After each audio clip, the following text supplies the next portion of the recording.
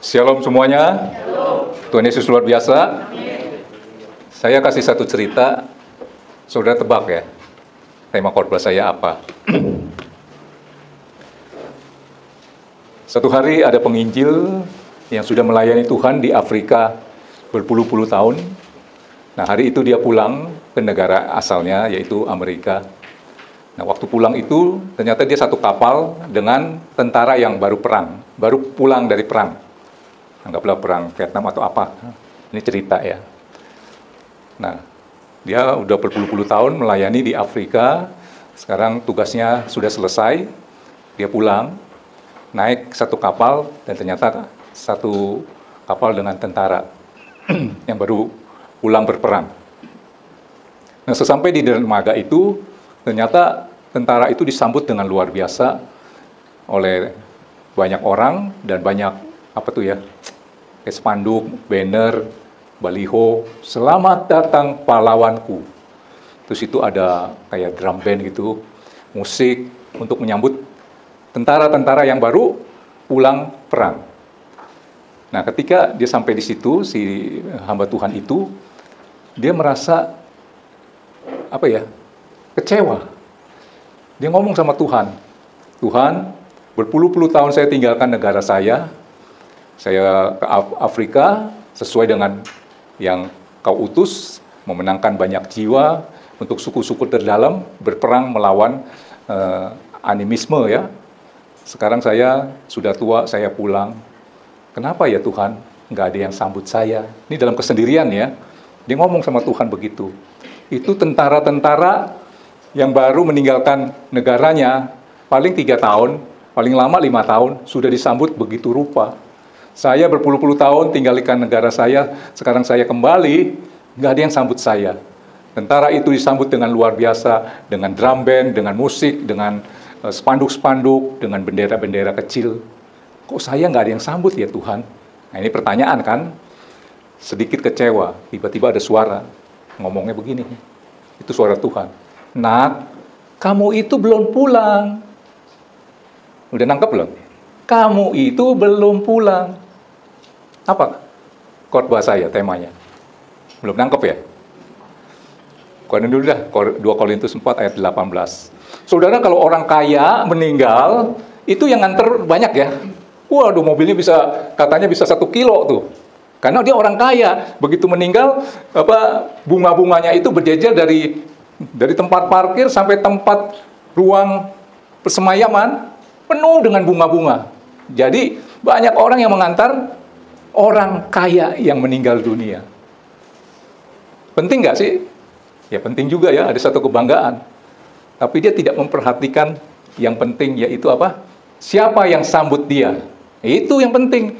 Lebih baik kalau saya meninggal, yang antar saya 4-5 orang, nggak apa-apa.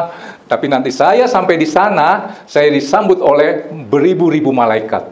Sekarang saudara pilih yang mana? Tema khotbah saya adalah memperhatikan yang kelihatan, tetapi mengabaikan yang tak terlihat. Kita sering jadi wah, jadi kagum, jadi bahagia dengan apa yang kita lihat.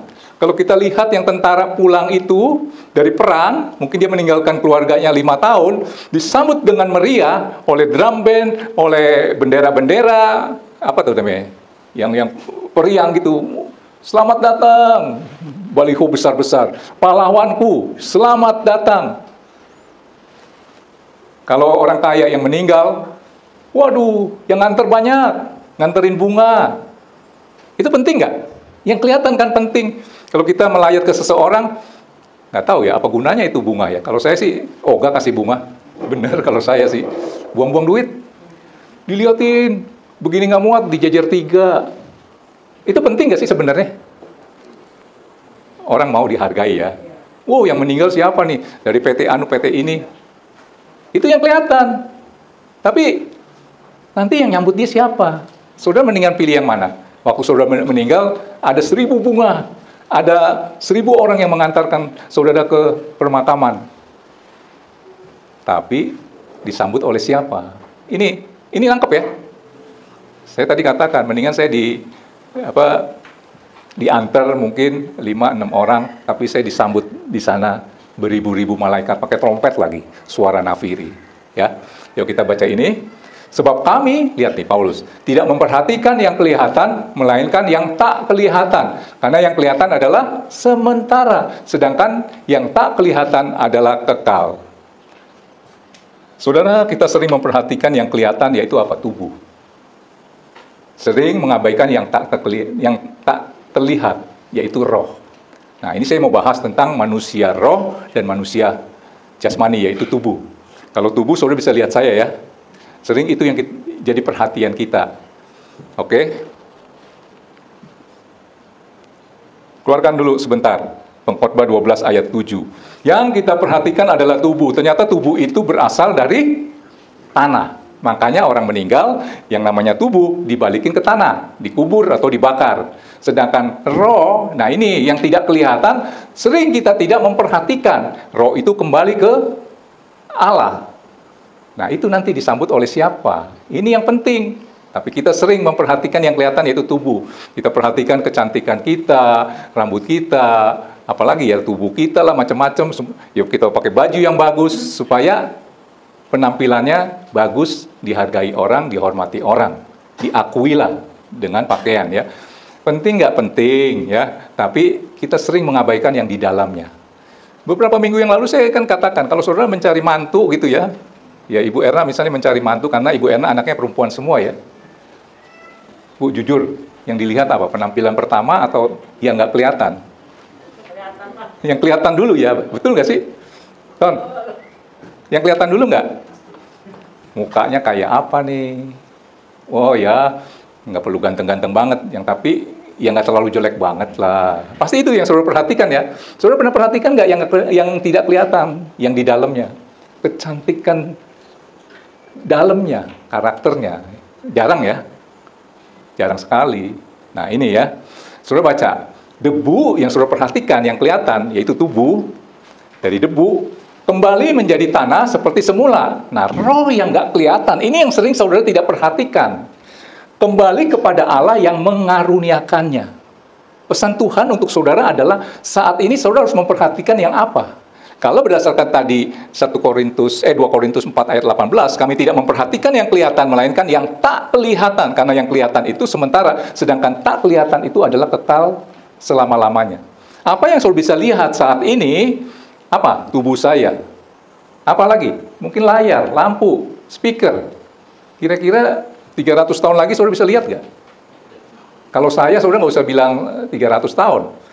Mungkin 50 tahun lagi saudara bisa lihat saya nggak? Nggak bisa. Atau sekeliling saudara yang saudara lihat ini. Oh, Iren, Evan, Anton, Andi, Akyong. Bisa dilihat. Kalau saudara perhatikan itu sifatnya hanya sementara. Roh yang kita harus perhatikan. Ya? Oke. Nah, yang saya mau bahas adalah begini. Nanti saudara sambil kita mengintrospeksi diri, selama ini saya memperhatikan yang kelihatan, terus mengabaikan yang tak kelihatan. Nah, yang tak kelihatan, begini, adalah, nanti terambil daripada Hagai 1 lah ya, kita baca dulu. Nanti saya baru kasih penjelasan, apa maksudnya. Kita jadi sering, kebahagiaan kita jadi nggak full, oleh karena kita salah memperhatikan sesuatu. Hagai 1 ayat 4 sampai 10. Ayo, kita baca dulu ini ya. Lihat nih, ada pesan Tuhan apa? Hagai 1 ayat 4. Apakah sudah tiba waktunya bagi kamu untuk mendiami rumah-rumahmu yang dipapani dengan baik, sedangkan rumah ini tetap menjadi reruntuhan? Ada 2, ya. Rumah Tuhan sama rumah sendiri. Terus, oleh sebab itu, beginilah firman Tuhan semesta alam. Perhatikanlah keadaanmu. Nah, tadi saya katakan, bahagiamu kenapa nggak bisa 100%? Kamu menabur banyak, tetapi membawa pulang hasil sedikit. Kerja pontang-panting dapatnya sedikit. Kamu makan, tetapi tidak sampai kenyang, nggak ada kepuasan. Makanya makannya banyak, akhirnya kolesterol, darah tinggi. Nah, kurang lebih begitulah ya. Kamu makan, tetapi tidak sampai kenyang. Kamu minum, tetapi tidak sampai puas. Gak ada kepuasan. Kamu berpakaian tetapi badanmu tidak sampai panas. Dan orang yang bekerja untuk upah, perhatikan ini, ia bekerja untuk upah yang ditaruh dalam pundi-pundi yang berlobang. Untung 10.000, makan 15.000. Beginilah firman Tuhan semesta alam, perhatikanlah keadaanmu. Kenapa bisa begini? Nah, karena tema saya itu ya. Jadi naiklah ke gunung, bawalah kayu dan bangunlah rumah itu. Tadi saya katakan ada 2 ya. Maka aku akan berkenan kepadanya dan akan menyatakan kemuliaanku di situ, firman Tuhan. Terus, ayat 9. Kamu mengharapkan banyak tapi hasilnya sedikit. Padahal udah doa nih. Dan ketika kamu membawanya ke rumah, aku menghembuskannya oleh karena apa? Perhatikan baik-baik ini. Demikianlah firman Tuhan semesta alam. Oleh karena rumahku yang tetap menjadi reruntuhan, sedang kamu masing-masing sibuk dengan urusan rumah sendiri. Di sini ada 2 rumah. Rumah Tuhan, rumah sendiri. Kita sering memperhatikan rumah sendiri. Rumah Tuhan tidak diperhatikan. Itulah sebabnya langit menahan embunnya dan bumi menahan hasilnya. Rezekinya jadi seret. Saya mau katakan rezeki kalau dalam bicara dalam hal rohani, itu bukan bicara uang. Kebahagiaan. Orang yang banyak uang belum tentu bahagia. Tapi orang yang bahagia pasti punya uang. Tapi kebahagiaan dia tidak ditakar oleh jumlah uang. Nanti kita pelajari. Apa ini? Balikin lagi tadi sebelum ayat ini. Ayat 9. Perhatikan baik-baik. Oleh karena, langsung ya yang di B-nya ya. Oleh karena rumahku yang tetap menjadi reruntuhan, sedang kamu masing-masing sibuk dengan urusan rumah sendiri. Berarti di sini ada 2 rumah. Rumah sendiri dan rumahnya Tuhan. Apa pengertian rumah Tuhan menurut saudara? Di mana rumah Tuhan itu? Saudara berkata, gereja. Bukan. Coba keluarkan dulu. 1 Korintus 3 ayat 16. Oh, rumah Tuhan itu gereja kali. Ini gereja. Di sini 1 Korintus 3 ayat 16. Ini rumah ibadat. Rumah Tuhan adalah apa? Di hatimu. Baca ini ya. Tidak tahukah kamu bahwa kamu adalah bait Allah? Dan bahwa roh Allah, diam di dalam kamu. Roh kan nggak kelihatan kan? Terus ayat 17. Jika ada orang yang membinasakan bait Allah, maka Allah akan membinasakan dia. Sebab bait Allah adalah kudus. Dan bait Allah itu adalah kamu. Apa artinya? Kita sering memperhatikan yang kelihatan, tubuh, ya, tapi mengabaikan yang tak kelihatan, yaitu manusia roh, di mana roh Allah tinggal. Tangkap ini, sehingga kita sering memperhatikan penampilan, wah cantiknya luar biasa, dalamnya jeroannya kayak apa, saudara nggak tahu kan? Betul nggak? Nah, hari ini pesan Tuhan adalah saudara percantik, perbaiki rumah Tuhan. Yaitu apa? Hatimu. Tangkap ini ya. Jadi rumah Tuhan adalah hati kita. Gereja itu bukan rumah Tuhan, tetapi rumah ibadah. Tangkap ini. Tadi kan ada pesan Tuhan, kalau rumah sendiri diperbaiki dengan ini, dengan sungguh-sungguh. Gerejanya saudara bagusin, tapi rumah Tuhannya enggak. Rumah Tuhan di mana? Hati. Karena Tuhan melihat hati. Kalau saudara beribadah, dia tidak lihat penampilanmu yang keren. Kalau jadi WL seperti apa, pemain musik, lampunya, speakernya, bla bla bla bla bla. Yang Tuhan lihat apa? Hati. Karena rumah Tuhan tuh di hati. Hati kita itu rumah Tuhan ya. Rumah Tuhan adalah hati kita. Gereja adalah rumah ibadah. Tangkap ini. Kerja buat Tuhan beda dengan kerja buat gereja. Tangkap nggak? Melayani Tuhan beda dengan melayani gereja. Makanya kita sering jadi kecewa. Sebenarnya dia bukan melayani Tuhan, dia melayani gereja. Jadi Tuhan memperhatikan yang tidak kelihatan, yaitu hati. Makanya kita harus beresin yang di dalam kita dong.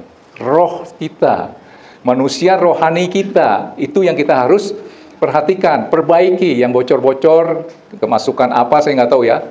Mungkin kemasukan racun, dalam arti sakit hati, kecewa, dengan hati yang seperti itu, rumah yang rombeng-rombeng, yang bocor, saudara persembahkan kepada Tuhan, saudara bisa bayangkan. Makanya di Hagai dikatakan, engkau bekerja, tapi Tuhan hasilnya dihembus. Ibaratnya apa sih? Rezekinya jadi seret, ya. Coba kita keluarkan, 1 Samuel 16 ayat 7. Lihat nih. Waktu disuruh pilih raja, Nabi Samuel aja pilih yang tampangnya keren, yang tinggi, gitu ya, yang gagah. Tapi firman Tuhan berkata apa? Tetapi firman Tuhan kepada Samuel, janganlah pandang parasnya atau perawakannya yang tinggi. Ini yang kelihatan kan? Sebab aku telah menolaknya, bukan yang dilihat manusia, yang dilihat Allah. Manusia melihat apa yang di depan mata, tetapi Tuhan melihat yang nggak kelihatan, yaitu apa? Hati. Karena tempat tinggal Tuhan tuh adanya di hati. Angkap ini nih. Nah, saudara, artinya kita harus memperhatikan manusia roh yang nggak kelihatan. Bukan manusia jasmani. Boleh